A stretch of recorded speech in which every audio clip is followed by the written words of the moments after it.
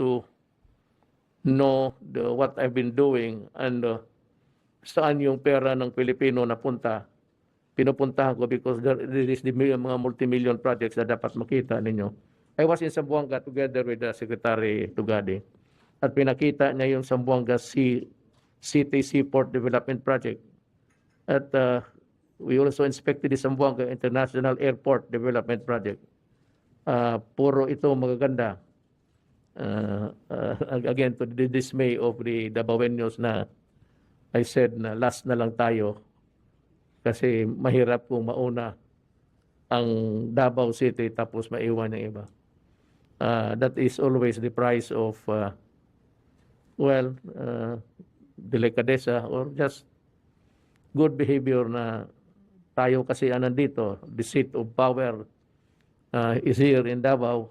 Sometimes, sabi ko, papanghuli na lang tayo. That is the better option for everybody. But I'd like to show you the improvements that we have made so far. All of the airports in the Philippines today are beautiful. Magsaan ka magpunta, Bicol, it's international airport, contactless. Wala nang yung mo lang yung number mo doon sa cellphone mo. Hindi mo na marunong mag-operate ng, I don't know how to do it. Pero maglabas yung bagahe mong number ng tag ng bagahe mo.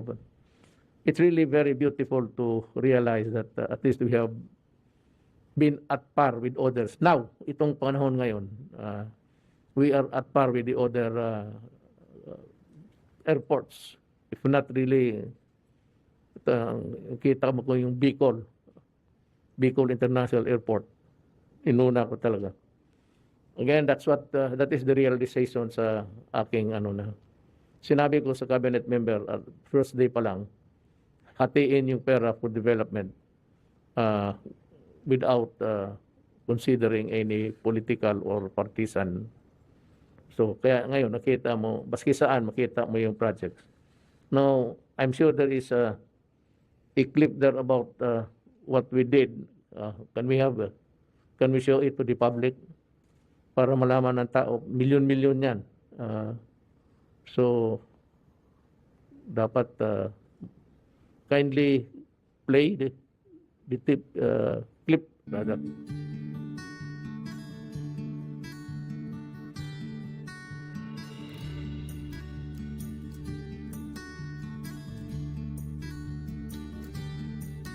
Music mo lang yan.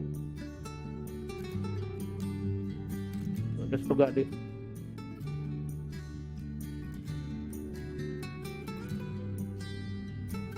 Tugade is I got him in because alam ko ang kapasite niya. The valedictorian of our low class San Beda.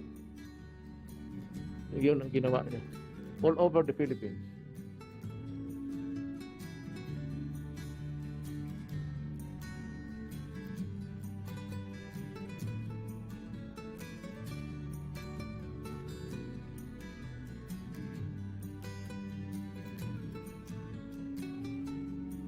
Yun, para sa mga babae, nursing,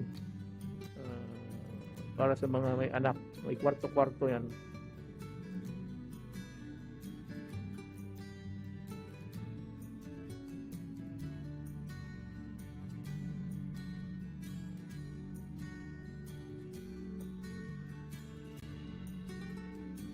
Isang Zamboanga Pantalan, Seaport Development.